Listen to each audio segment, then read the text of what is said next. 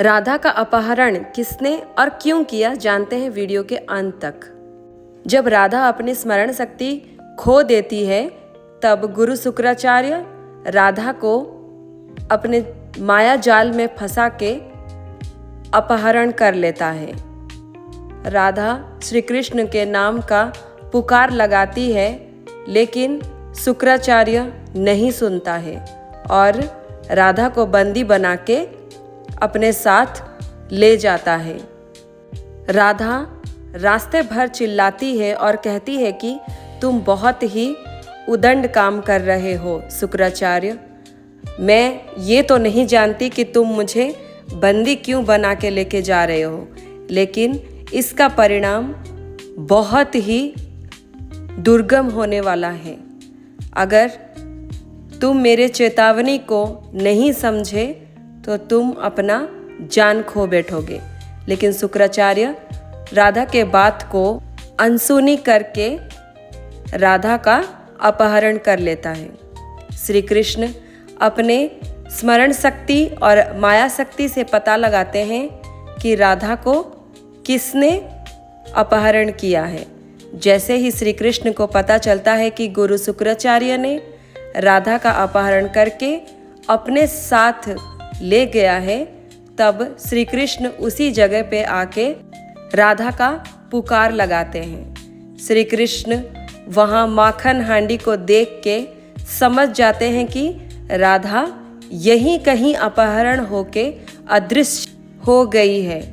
तब श्री कृष्ण अपने माया से राधा को देख लेते हैं और राधा भी श्री कृष्ण को देख लेती हैं, लेकिन उनके बीच शुक्राचार्य का माया बंदी होता है, जिसको राधा पार नहीं कर पाती है, क्योंकि राधा को स्मरण नहीं था कि वो कौन है। श्री कृष्ण उन्हें याद दिलाते हैं कि तुम लक्ष्मी हो, तुम्हारे पास अष्टलक्ष्मी का शक्ति है, तुम खुद एक देवी हो।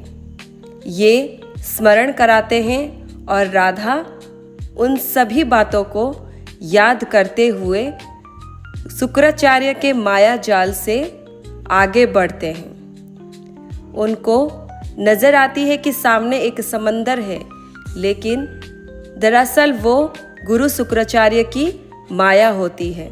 श्री कृष्ण धीरे धीरे गोलोक के बातों को दर्शाते हैं ताकि राधा उन सब को स्मरण करके अपने शक्ति का आवाहन करे। राधा भी वही करती है जो श्री कृष्ण चाहते हैं। राधा अपने आंखें बंद करके देखती हैं कि कृष्ण और राधा एक हैं। वो राधेश्वर कृष्ण और कृष्णेश्वरी राधा हैं, यानी वो स्वयं गोलोक की स्वामिनी है, स्वयं लक्ष्मी है।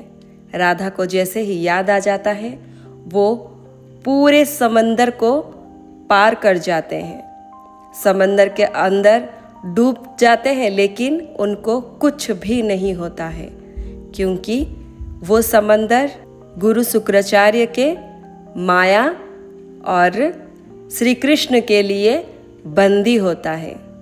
तब श्री कृष्ण अपने सारे अवतार को विस्तार रूपी समझाते हैं और राधा भी उन सब को सुन के अपनी स्मरण शक्ति, अपनी माया शक्ति को याद करती हैं और अपने अंदर सभी शक्तियों का आवाहन करती हैं। जैसे ही सारे शक्तियाँ राधा के पास आ जाती हैं, राधा और कृष्ण दोनों मिल के अपने काम से कामयाब हो जाते हैं। तभी राधा भी शुक्राचार्य के जो माया जाल है उसको सामना करके आगे बढ़ के श्री कृष्ण के पास पहुंच जाते हैं। गुरु शुक्राचार्य ये देख आश्चर्य हो जाते हैं और कृष्ण के ऊपर प्रहार करने का सोचते हैं, लेकिन राधा अपने गोलोक के स्वामिनी रूप में आके गुरु शुक्राचार्य को कहती हैं कि श्री कृष्ण को हाथ लगा कर दिखाओ, मैं गोलोक की स्वामिनी तुम्हें श्राप दे दूंगी।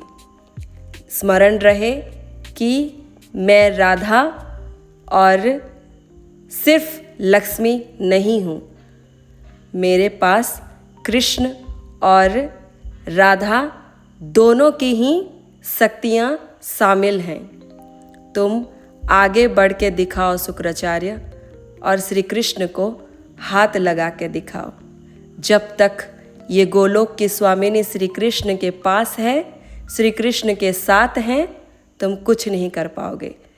गुरु शुक्राचार्य ये देख वहाँ से डर के चला जाता है और श्री कृष्ण राधा अपने स्मरण शक्ति से गोलोक के स्वामिनी के रूप में मिलन करते हैं।